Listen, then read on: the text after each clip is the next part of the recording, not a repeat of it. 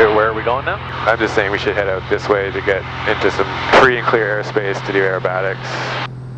Still nervous about the aerobatics. My buddy Chris really wanted to experience aerobatics for the first time, and in this one we kind of covered something that I don't think gets really addressed much in training in terms of managing anxiety and mitigating motion sickness. So there's going to be a bit of a G on the pull, and then it all just gets slow and gentle, but we're going to go vertical, okay? Okay, you ready? Yeah. No, wait. No. I want to swallow. Okay. Palms are sweaty. Alright. And I added some unnecessary pressure to myself because I forgot to give Chris the sick bag on this one, and I realized it just before we started the aerobatics. So wish me luck. That kind of does make me, I'm starting to feel a tiny bit nauseous now. This is the day after that flight. I was inspired to come back to get some B-roll because I decided to share it. So this flight I filmed with Chris for debrief purposes only and to send the footage to Luke to help critique some of the maneuvers, specifically the barrel roll. But I saw a lot of stuff in terms of working with a passenger that I thought was worth sharing, and specifically introducing someone to aerobatics, which is something I'm new to. That whole thing of handling how someone deals with motion sickness and just nerves, there's a lot of nuance there, so I thought I would share this. And also open up a discussion with the community so we can learn from each other. At Brantford area traffic, Charlie Golf Alpha leaving the area to the north, 3000, climbing 4500. You got it? Yeah? You might need to trim up a bit. What's the easiest aerobatic move, like the beginner one? Well, I was going to say a roll. I'm going to get you to do some actual steep turns though, like just pull some real G. And you can head that way. Chris and I go way back. We're talking like 25 plus years. We both enjoy fast cars, and when he got the Lotus Elise, I joined him for track days and he showed me this car do things that I thought were impossible. We've been flying together in Cessnas and things like that over the years, but trying to get our schedules lined up to do a proper flight in the RV-14 took a while. And he was so excited when he saw the raw footage from this flight that he was the one that convinced me to make an episode out of it. He really wanted to experience aerobatics, so I planned a flight where we could get him exposed to some basic stuff, starting off with a bunch of IFR procedural practice for me, with him hand flying to the flight director. Now, we met in the film industry. He's a music producer and sound designer. He's worked with a lot of famous people, and he does have a little bit of a mouth of a sailor, so he set me up with like 3 dozen sound effects to cover the various swears, because I think we were at an F-bomb rate of about 2.3 per minute. And then once we're back upside down, your horizon will be there, you can look forward again, and then we're going to recover from the dive. So this is CloudAhoy debriefing the RNAV that we shot, and it's pretty cool that it auto-recognizes and inserts the procedures onto the chart. We didn't get a great score on this one, but that's another conversation. Anyway, after this, I felt like Chris was ready. And you can steer with the feet, right? Like, Well, the feet only do yaw, like it only does the nose, so you don't gotta want to really steer like that. You can, but I mean, then you're out of coordination. Yeah. The idea is to keep the tail behind you always. All right. The wings change your lift vector, and the tail changes your nose direction. So if you kind of coordinate both those at the same time, it's all smooth. Right, I'm gonna get rid of the flight director. Oh yeah, and I guess if you don't know who Luke is, that's my aerobatic instructor. I've been working with him for years. One of the coolest things I did with him was the Extra 300 checkout and my start to competitive sequence training. Looking good. Half roll. Beautiful. And then of course when it came time to fly aerobatics in the RV-14, Luke was the first call I made. This was back in the spring before the paint job. We should do a barrel roll. Okay, you want to show me one? I can show you one. This airplane does a beautiful barrel roll. Do you have control? I do have control. This flight with Chris is almost a year later. Toronto Terminal, Foxtrot, Charlie Golf Alpha, request. Charlie Golf Alpha, Toronto Center, go ahead. Yeah, we're just about 10 miles to the northwest of Brantford, 4500. Just wondering if I could get some flight following for a block of 6,000 to 4,000 for some aerobatics within 5 miles of current position. Charlie Golf Alpha, squawk 4726. 4726, Charlie Golf Alpha. And just start doing a slow circle so she can find us. We're a little high. Yeah, I mean, I'm going to ask for 4,000 to 6,000, so I'm not worried about it. But you can get us to 45 just so we're at a nice number when she sees us. More likely for us to give. Charlie Golf Alpha identified 4,500 feet. Airwork 4 block 6 is approved. Altimeter at Waterloo 3008. Okay, thank you. Block clearance for 4,000 to 6,000, current position within 5 miles. Appreciate that. So to be clear, I'm not an instructor. These are just some of the tricks that I've found that work with passengers, but please share comments about things you guys do to help people avoid nausea or anxiety. All right, so see this squiggly? Yeah. That's the center of our aerobatic box. Just do some S turns around here, and we have, I'm going to make this 6,000 so we don't bust that. So we have traffic, like we have radar watching us just for extra safety. We have the traffic scope up. We're obviously going to be eyes out so we don't hit anybody else. And go ahead and just do some S-turns and have some fun. The airplane is all yours. I got the power. I just want you to get yourself comfortable with feeling it. And yeah, so that's a little bit of a dive and that's a little bit of a pull. That's fine. You got the 2 Gs there. I'll call the Gs so you don't have to look at it, okay? Okay. I want you to be eyes outside all the time. So I'll just call anything, and if I feel like I need to take it for any reason, I will. I'm disabling the electronic stability protection for the autopilot so it doesn't take over from you. So again, Chris and I go way back and we're both pretty nerdy about stuff like this, so I'm talking a lot more than I might with other passengers. He just really wanted all this info, and from my perspective, I was going to do whatever he was comfortable with. There's a bunch of aerobatic stuff that's on the menu that I kind of knew probably wasn't something he was going to want to do, and that's the sort of thing that I'm going to share maybe videos doing solo practice or further training with Luke in the future. So stay tuned for later in this episode to see what we didn't do and why we didn't do it. Where's our squiggly stuff again? Oh, back there. Yep. Alright, can I pull, Yeah, just start adding on some G. Having crazy capable avionics like this in an aerobatic airplane is awesome, but I need to apologize for how often there's fingerprints in the footage. But honestly, from the vantage point of my eyeballs, I don't tend to see the fingerprints the way the chesty cam does. But yeah, often looking at the footage, it's painfully fingerprinty. That's not really a problem in real life, but anyways, I was inspired to clean the panel while I was here. how many Gs was that, 1.6? You got the 2, I think. For passengers like Chris that are keen, I've found it's helpful to let them fly as much as possible at a safe altitude to help keep them from getting nervous. There's 2.1. Yeah. You feeling better? Yeah, no, this is all fine. Okay, well, do you want to try a roll? I want you to do it, though. Yeah. So be with me on the stick, alright? Okay, hold on, can I take a sip? No, that's a bad idea. It's not a bad idea. You want to have a drink before we start? Yeah. I knew Chris really wanted to do this, I mean, I've done rolls and roller coasters. That's kind of like that, right? Yeah. and I was pacing the flight at the cadence that he needed. And just make sure you get the lid back on that properly so we don't That's the moment I realized make a mess. I'd forgotten to give Chris a sick bag, and there were none within easy reach. For aerobatic flying, I make sure there's no loose objects on board, and with that in mind, I've finally figured out exactly how I'm mounting the iPad in this airplane. This RAM gear works perfectly for this application. It keeps the iPad out of my way, fully secure, and not using any kind of a heavy-duty case allows good airflow to keep it cool because overheating with the canopy has been a problem, but putting it directly in line with the air vent solved that problem.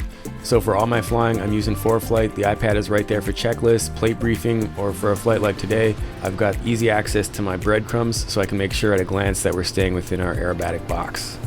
Oh boy, what have I got myself into? Okay, so you want to try to follow the controls? I'll have my hand on the stick for sure, but... Oh, it'll be over in like 2 seconds, right? Yep. Okay. We're going to pull the 20 degrees up. Yeah.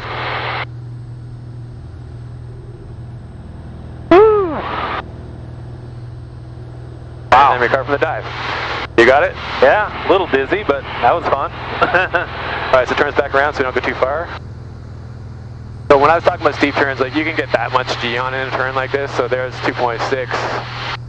There's 3. Okay, that's good. And then I'll just get us going this way. Woo! You have it? Yeah. Okay, so get us back to 45. Okay, so let me just show you a wing over. It's not anything aggressive. We're just going to go up, get real slow, and then turn around.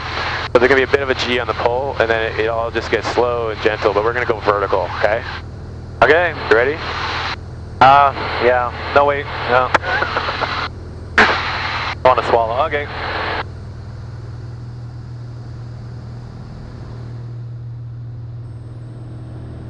I just let the nose follow through.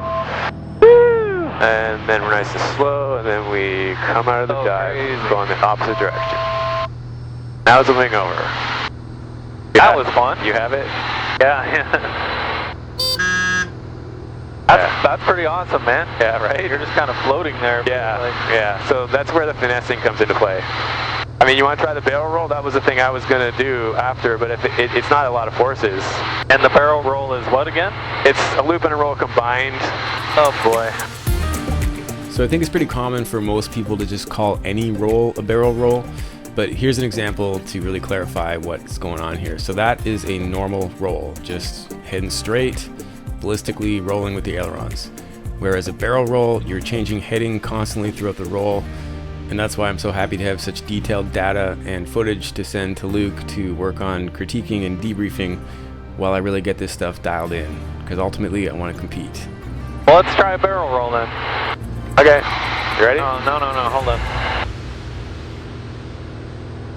Ah, palms are sweaty. Alright, there we go. The previous episode with Luke covered this in great detail. But the main benchmark is to be fully inverted at the 90-degree heading change point, which I pulled off here. Caution, sink rate. I was okay with that one. That was pretty good. I didn't go the right way. I could have held it longer up there if I went more vertical, but I didn't want to go to 4 Gs on the pulse. So that was 3.2. It's good it's going the other way. I don't know. Whew. That's a lot. But how many times in your life are you going to have an opportunity to fly in an aerobatic airplane, you know? Well, I know a guy. Yeah, me too. I mean, I'm feeling fine, but I'm also feeling like... I think you're overthinking it. If you're feeling fine, you're fine. Yeah, no, I'm definitely fine. Well, I think we need to do a loop. And what's the G's on a loop? I won't go over 3.5, okay? So basically just a tiny bit more than we've done. Hold on. Alright, I don't know. There we go. Wait. Have to swallow. So I'm going to tell you where to look. So we're going to look that way until the horizon's gone. Then we're going to look left to kind of keep ourselves aligned on with the wingtip on the horizon. And then once we're back upside down, the horizon will be there. You can look forward again, and then we're going to recover from the dive. Up. You're overthinking it. It's not a big deal. It's the dragon, whatever it's called, dragonflyer at Wonderland. Hold on. Dragonflyer. I just want to go too much further this way. Okay, go.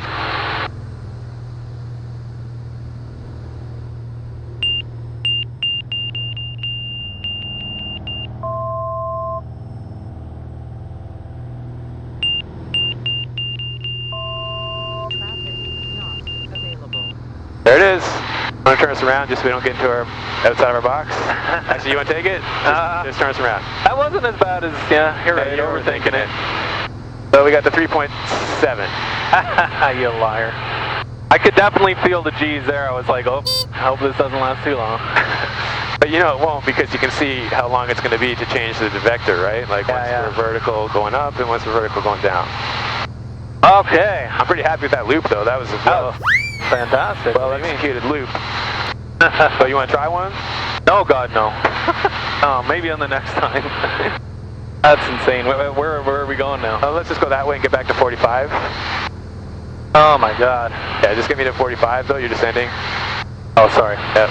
There you go. I stopped paying attention to what you were saying. So we didn't go any less G, and we went to almost 4. Well, that's a bucket list thing. Check off the list. And you know, my whole life growing up, and my mom always said I was the most scared kid in the world. I never did anything at all. Like, I would never go on a go-kart. I would never go on a roller coaster. And then, I don't know, in and around when I got the Lotus, I decided... YOLO. YOLO, yeah. I can show you, to get down, we can do a spin, which is pretty awesome. I don't know about that. We can end with that. That's the most violent thing in terms of the speed at which your heading changes. Yeah, I don't want to. Don't do it? Okay, well. For competition aerobatics, the spins are very precise. In the case of this year's Sportsman, it's 1 1/4 rotations, and you need to come out exactly on heading. And that's the kind of thing that I'm practicing solo. No point subjecting a passenger to that. I feel like spinning toward the ground is kind of... It helps us get down. Yeah. It's a very safe and stable maneuver, but it's going to feel violent. Like in this airplane, it's a pretty amazing spinning airplane.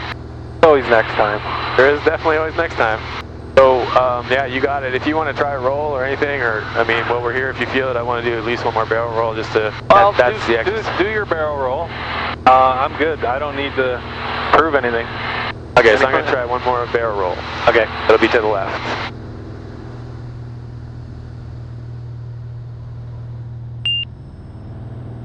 Let's try to milk this part. Just milk it. The goal is to finish at the same heading Caution, sink rate. and the same altitude you started at. Not bad, not bad. I liked it. I could have milked it. The wait list is pretty awesome though. Yeah, so I didn't go any lower than that, so that's good. I didn't want to get below, I didn't want to get negative, you know? So the smell you smell is that when it got light, Oh, the oil. it's a bit of oil and a bit of gas. It just kind of dumps a bit of fuel if it gets light. You think anyone on the ground is watching us going, hey, that's cool? Maybe. And Toronto Foxtrot, Charlie Golf Alpha, we are finished. Thanks for the help, and we're going to go direct back Burlington.